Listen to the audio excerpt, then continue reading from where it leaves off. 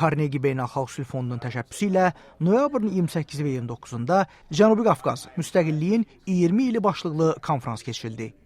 Konferansın bazar ertəsi sessiyasında Azərbaycana dair forumun natiqləri Bakılı jurnalist Şahin Abbasov, Milli və Beynəlxalq Araşdırmalar Mərkəzinin sədri Leyla Əliyeva, təhlilçi Təbib Hüseynov və Azərbaycan Diplomatik Akademiyasının nümayəndəsi Elnur Soltanov idilər. Şahin Abbasov öz çıxışını Azərbaycanda müstəqil jurnalizmin üzləşdiyi sınaqlara həsr etdi. Abbasov Azərbaycanda müstəqillikdən bəri yaşanılan dövrü jurnalist azadlığı baxımından 3 perioda böldü. Birinci period 1991-93-cü illər arasında idi ki, Ayaz Mütəllibov və Əbülfəz Elçibəyin hakimiyyətləri dönəmində azad jurnalizm özünün qızıl dövrünü yaşadı. Bu qısa vaxt kəskində Aynes telekanalı açıldı, Turan İnformasiya Agentliyi təsis olundu və bir-birinin ardınca müstəqil qəzetlər nəşr edilməyə başladı. I personally believe that this period was golden age of appearance and Şəxsən mən 1992-ci ildə jurnalist işləməyə başladım və bu dövrü jurnalizm üçün ən yaxşı dövr kimi xatırlayıram. Bizim informasiyaya az qala tam çıxışımız vardı. Bu dövr habelə siyasi və iqtisadi azadlıqların genişlənməsi ilə müşahidə olundu. 1993-cü ildə Heydər Əliyevin hakimiyyətə gəlişindən sonra situasiya əks istiqamətdə dəyişməyə başladı. Qəzetlər müstəqil maliyyə mənbələrindən məhrum edildilər. 1998-ci ilə qədər Azərbaycanda senzura rəsmən saxlanıldı və jurnalist azadlığı sərt şəkildə məhdudlaşdırıldı. Şahin Abbasov qeyd etdi ki, İlham Əliyevin hakimiyyətə gəlişi azad mətbuatın durumunu daha da ağırlaşdırdı. Onun prezidentliyinin ilkin çağlarında jurnalist Elmar Hüseynov qətlə yetirildi. Bir çox başqaları fiziki hücumlara məruz qaldılar. Azərbaycanda sivil cəmiyyət üzrə qeyri-hökumət təşkilatını təmsil edən Leyla Əliyeva ölkədə sosial-siyasi durumun bərbad olduğunu söylədi. Əliyeva bildirdi ki, hökumətin uzun dönəmli siyasəti nəticəsində Azərbaycanda orta sinif büsbütün yox olub. Çox kiçik bir zümrə ötən illərdə xeyli varlanıb. Yerdə qalan əhali isə hətta keçmiş Sovet məkanı standartları ilə müqayisədə də yoxsuldur.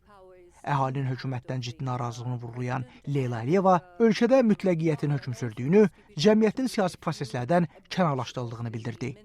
Onun sözlərinə görə Azərbaycana daxil olan neft gəlirləri insanların rifahını yaxşılaşdırmaq əvəzinə avtoritarizmin güclənməsinə vasitəçi olub. There is a resistance to the market economy, quite understandable. Azad bazar sisteminə müqavimət var. Çünki hökumət anlayır ki, sahibkarların meydana gəlməsi müstəqil düşüncəli və fəal vətəndaşlar sinifinin yaradılmasına yol aça bilər. Eləcə də qeyri-neft sektorunun inkişafına müqavimət var. Hökumət iri istehsal sahələrinin və bununla da həmkarlar ittifaqlarının meydana çıxmasından narahatdır. Beləliklə də Azərbaycanda əslində işlək bazar iqtisadiyyatı yoxdur. Təhlilçi Təbib Hüseynov son 20 ildə əxz edilən dərslər haqqında danışdıqda Azərbaycan xalqının öz təcrübəsindən ibrət aldığı nümunələrə diqqət çəkdi. Onun sözlərinə görə 1991-95-ci illərdə Azərbaycanda dövlətçiliyin iflasa uğraması, anarxiya və torpaqların itirilməsi xalqa belə bir hiss təlqin etdi ki, Azərbaycanın sərt ələ və mərkəzləşdirilmiş hakimiyyətə ehtiyacı var. 1995-ci ildən 2005-ci ilədək olan periodu Təbib Hüseynov ölkədə avtoritar rejimin sabitləşdirilməsi kimi qiymətləndirdi. And the final distinctive characteristic of this period is the reliance on patronage networks and regional affinities. Bu periodun əsas cizgisi qohumluq şəbəkələri və yerlibazlıq idi.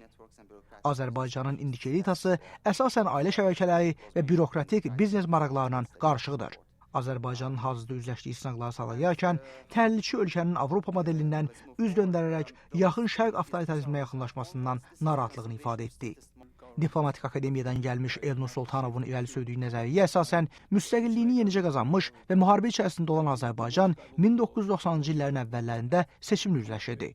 Ya Azərbaycan müstəqilliyi uğrunda Rusiya ilə dirəşib Dağlıq Qarabağ məsələsində itkilər verməli, ya da öz ambisiyalarını məhdudlaşdırıb əsas diqqətini Ermənistanla münaqişəyə yönəltməli idi.